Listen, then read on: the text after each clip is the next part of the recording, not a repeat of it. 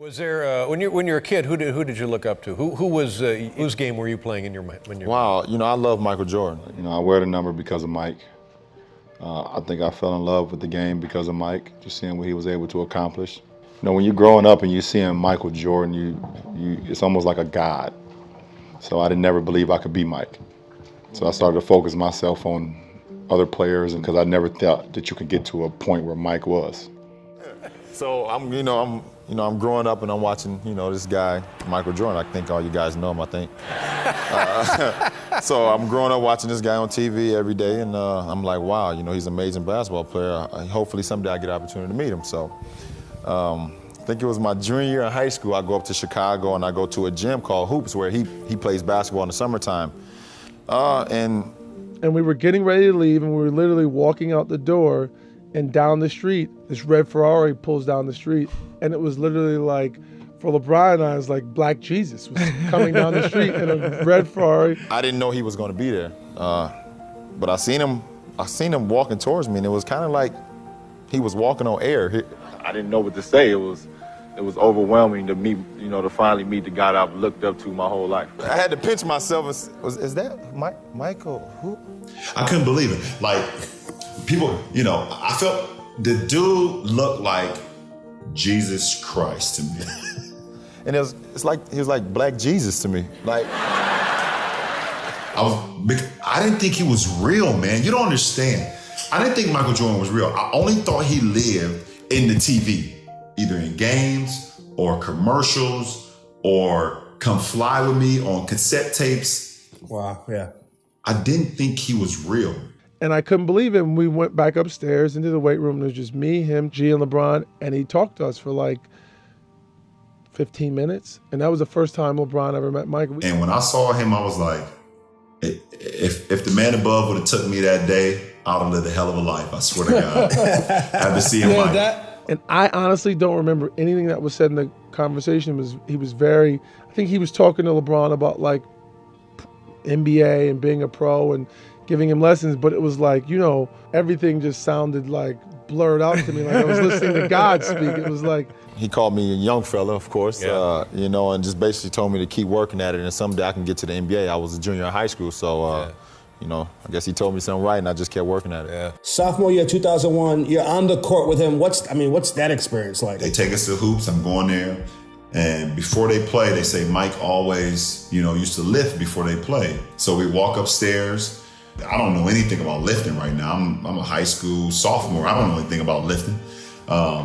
We walk up there. The first person I see is Charles Oakley.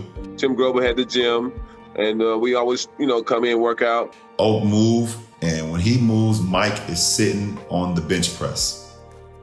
And I was like, oh my fucking God. And, for me, when I got the opportunity, they didn't let me play for like the first hour.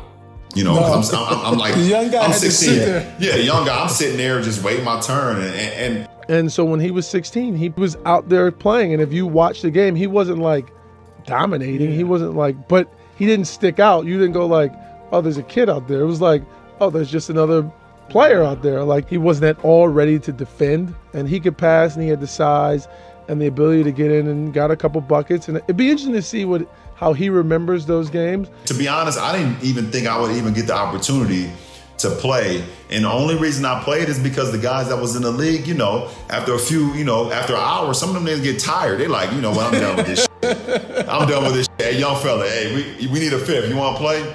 So for me to be on the court, at 16 years old, sophomore in high school with, my favorite player of all time, man, it was like, this can't be real, man. If you pinch me, man, I was like, please, I hope I don't wake up. The way that he approached the game, the way that he led his troops when he went out on the court, and his never say die attitude, man, was something I always looked up to. When I got back home to Akron and I told my boys, because they know how crazy I am about MJ, they was like, nah, you lying. I'm like, dog. I was, not only did I see Mike, I was on the court with Mike, and I was like, I told you, like I said, if the man above would have took my life then, boy, I lived a hell of a life, man, after seeing Mike. For me to meet Michael Jordan, it was like, I think it was better than the president. I did not want to lose the opportunity to shake the man's hand that inspired me throughout my childhood. Haven't had much dialogue with him in my 20 years or 19 years in this business, but part of me wouldn't be here without MJ's inspiration. I always wanted to be like him growing up.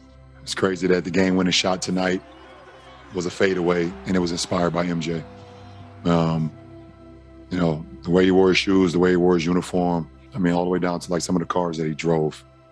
How much he inspired me, and I didn't want to waste that opportunity because we're just not in the same building a lot, and haven't been in the same building a lot throughout my career, and you know, it meant something to me. And at the end of the day, for my name to come up in a discussion with the greatest basketball player of all time, it was like wow.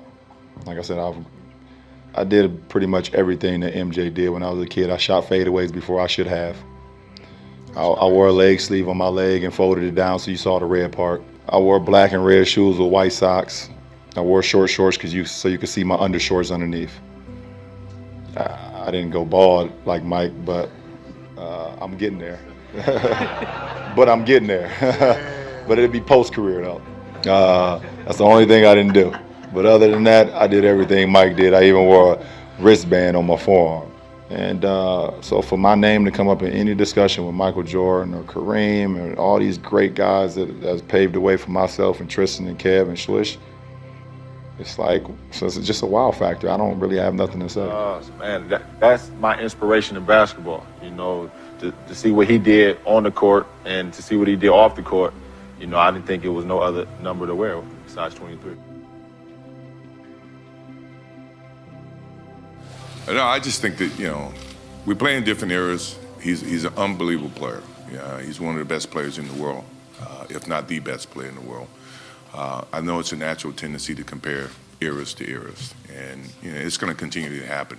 I'm a fan of his. I love watching him play, but it's, you know, as you can see, our league is starting to expand on very talented players, and you know, I think he's made his mark. He will continue to do so over a period of time, but when you start the comparisons, I think it is what it is. You know, it's just a standard of measurement. You know, and I take it with a grain of salt.